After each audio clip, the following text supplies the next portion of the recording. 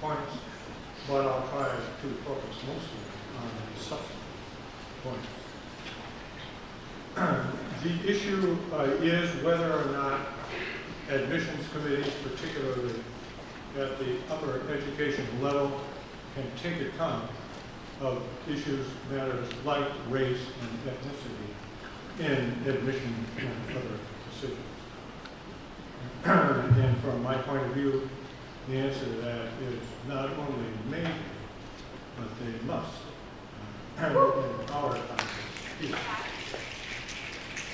Since this is part of the legal question, it's probably worth at least mentioning in passing some of the documents that are the legal foundation of the issue.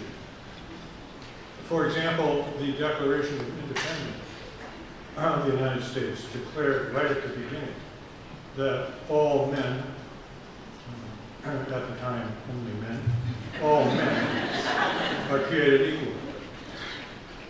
Affirmative action is an effort to make that realistic, not merely rhetorical. Another basic provision, an obvious provision, is the 14th Amendment to the U.S. Constitution, which declares that no state, in effect, no public body, will deny any person the equal protection of the law. And the question is precisely what does that mean?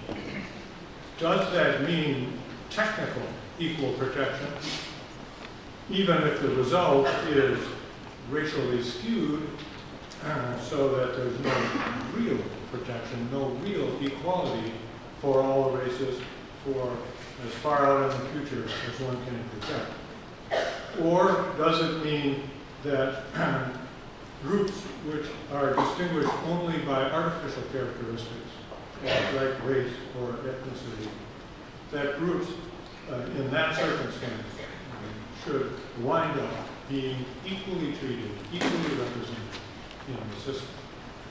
So the whole debate is, what does equal protection mean? There's a lot of legal precedent here. We could go on for days on the legal precedent. I'll mention just a couple. An obvious first thing to mention is Brown against Topeka, when in 1954 the U.S. Supreme Court struck down deliberate segregation in schools. At the time, that was a risky decision for the court. Now it's universally, or nearly universally applauded in the U.S. And Brown, in a sense, is the foundation stone of the whole debate, the whole modern debate in the United States.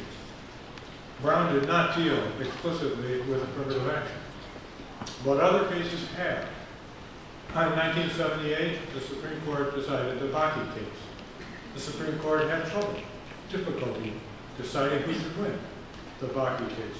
The Bakke case involved very specific quotas in order to get into med school in the University of California, Davis.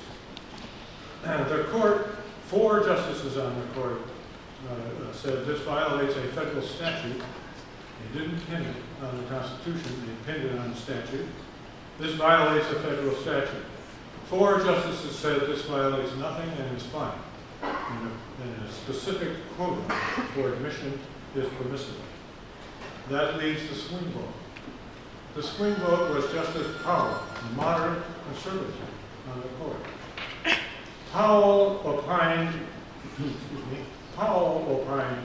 that some affirmative action is acceptable. Moderate affirmative action is acceptable. So an admissions program can take account of a lot of things beyond SATs or LSATs. Can take account, among those many things, can take account racial experience, racial identity. And therefore, a program which did that would be acceptable. And ever since, many colleges and universities have done precisely that. Have initiated programs where there is an recognition of racial reality in the U.S., but not a dogmatic assertion of exactly how many there should be in each group, each racial group, in an admitted For 25 years after Rocky, the Supreme Court resolutely refused to say much of anything on the subject. This is because the court was not sure. There are costs to affirmative action. There are also a lot of benefits to affirmative action. The court was in temper court. Finally, 25 years after Rocky, now I guess 8 years ago, in the Grutter case, the Supreme Court addressed the issue again. And again, it was a moderate conservative justice on the court that provided the swing vote and the key opinion, Justice O'Connor. Justice O'Connor argued that some affirmative action is constitutionally permissible. If a university, in this case the University of Michigan Law School, if a law school or a university wishes to engage in recognition of the realities of racial membership in the U.S., they may do that. They don't have to, but they may. Though they may not identify specific numerical codes. That is, it repeated the basic decision in the Rocky case. That was in 2003. The court said, Justice O'Connor said, this is a thorny issue. We hope that it will go away over time, and if it works, it will go away over time, and we won't have the racial inequality that we now do have, still do have in the U.S. And she suggested, it's been 25 years since Bakke, let's give it another 25, and then we'll see where we are on the question. And that's the formal state of the law at this point. So moderate affirmative action would appear clearly to be constitutional unless the court changes its mind. Why would the court tolerate at least moderate affirmative action? Now we get into lots of arguments of policy.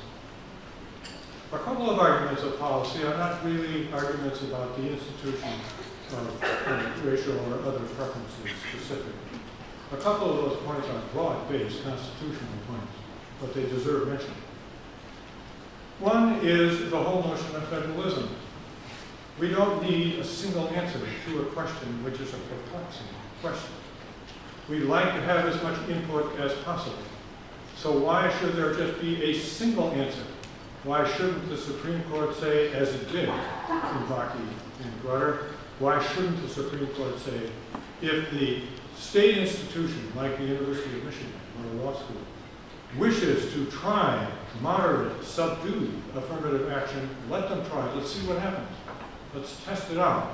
Let's experiment with it to see whether it will work. Let's defer that decision to as many different decision makers as possible so that we get the best wisdom that we can come up with for our country as a whole. Similarly, another reason why a court should allow affirmative action is because many democratically involved institutions in the U.S. favor affirmative action. Particularly, legislatures often favor, not always, but legislatures often do favor affirmative action. So, for example, in the Grutter case, the people of Michigan, who ultimately dictate university policy, the people allow the university to have, the law school to have some affirmative action. And in a democratic system, where the people control the system, that's the proper approach. Let the people decide. And if they want affirmative action, don't strike it down as a court based on obscure and ambiguous constitutional language. There are other reasons for affirmative action, and I too am running out of time, so I'll be brief and then we'll come back to it. I get another 10 minutes later. And I'll finish it off.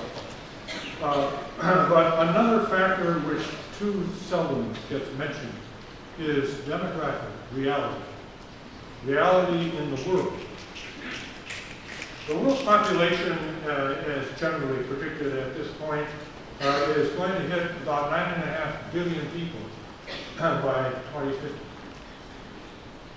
The increase in that population from today's mere 5 point something billion people That increase is going to be more than 97% non-white. So a society that has domination of its institutions, domination of the student body, for example, at a law school because of admissions policies by only European Americans, that country is going to find it hard, perhaps, to make friends in the world. The world is not European, and it's not going to be European.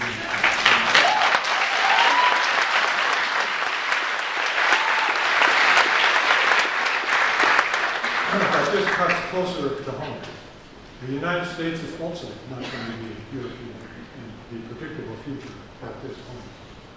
As of the current census, the 2010 census, Americans identified themselves as white to the tune of 64% of the population. This is a substantial reduction from previous censuses in the U.S. 64% identify as European, 12% identify as African American, and 16% identify as Hispanic American, covering many different groups. That's the current figure, but that figure is going to change, particularly in the U.S. For example, that 2010 census also showed that with respect to people under the age of 18, the European population didn't amount to 64%, it amounted to 54%. And the expectation is that in about 10 or a little more years, the U.S. population under the age of 18 will be predominantly non-European. It will tilt at that point. The whole